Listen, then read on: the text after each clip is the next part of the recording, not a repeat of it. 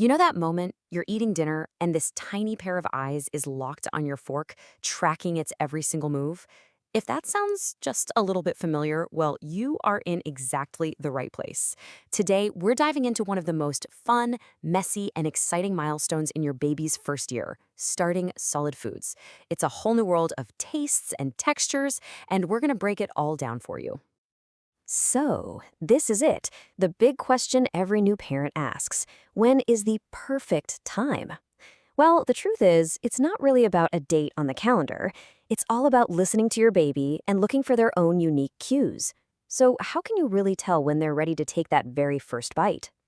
All right, here's our game plan for today. First up, we'll talk about when to start. Then we'll get into the fun stuff, those first tastes and textures. After that, we'll look at how babies start mastering mealtimes, hit that big 1 year milestone, and then we'll wrap up with what is, without a doubt, the most important part: safety. Okay, let's jump right in with section one: when to start solids. Getting the timing right on this first big step really sets the stage for a happy food journey for both of you. Generally, that sweet spot is right around 5 to 6 months old. But, instead of just staring at the calendar, watch your baby. Are they practically leaning out of their high chair trying to get a look at your dinner? Is absolutely everything, their hands, your keys, every toy they own, going straight into their mouth? And do they seem hungry all the time, even right after a bottle or feed? If you're nodding your head, well, those are your green lights. But here's a really crucial thing to remember as you get started. For now, solid food is all about exploration and practice. You might have heard the saying, food before one is just for fun. And it's pretty true. Their number one source of nutrition is still and will continue to be breast milk or formula. Okay, so once you've got the timing down, the real adventure begins. We're talking about first tastes and textures. This is that amazing period from about 5 to 9 months, where your baby literally goes from being a smooth puree novice to a lumpy food connoisseur.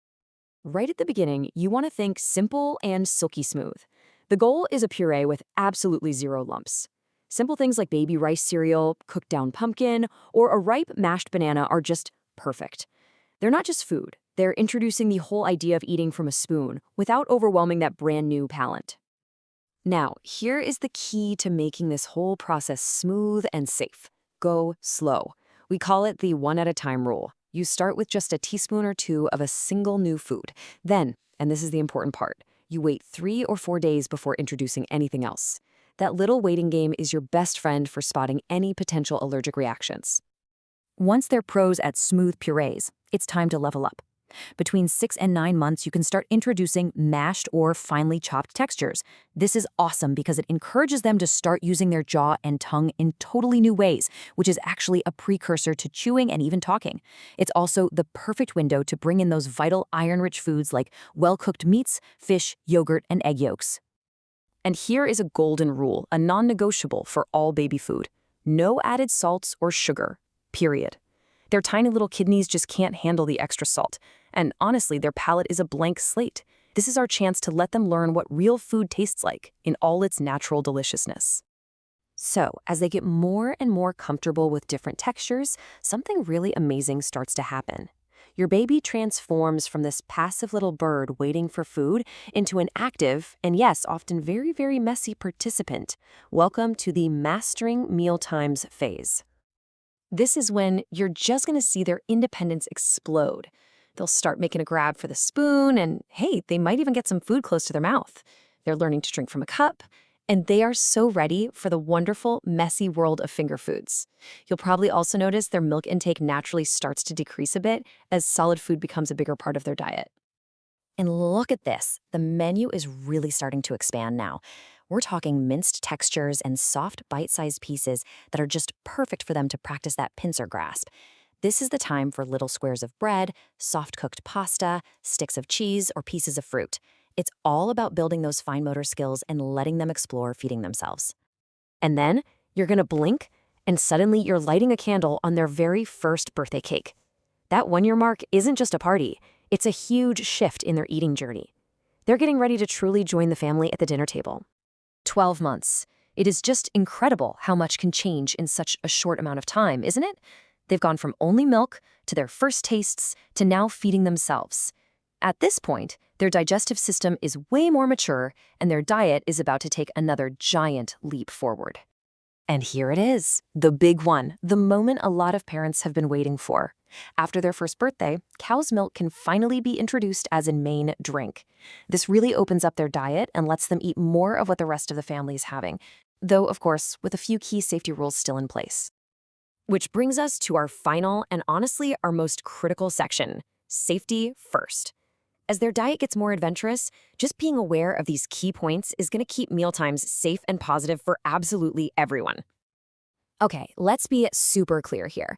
Certain foods are major choking hazards for little ones. That means you've got to avoid all nuts, popcorn, whole peas, and any kind of hard raw food, like chunks of apple or carrot sticks. But the number one rule, the one that trumps everything else, is this. Always, always supervise your baby when they are eating. No exceptions. And here's exactly why we wait until 12 months for cow's milk as a main drink. Before that, it just doesn't have the right nutritional stuff. It's low in iron and can actually make it harder for their bodies to absorb iron, which can lead to anemia. Breast milk and formula, on the other hand, are literally designed to give them everything they need. As you keep introducing new foods, especially common allergens like eggs or fish, just stay alert. Keep an eye out for things like flushed or blotchy skin, any swelling, wheezing, or tummy troubles like diarrhea. If you see any of these signs, or you're just worried about something, don't wait. Call your doctor. And finally, the honey rule.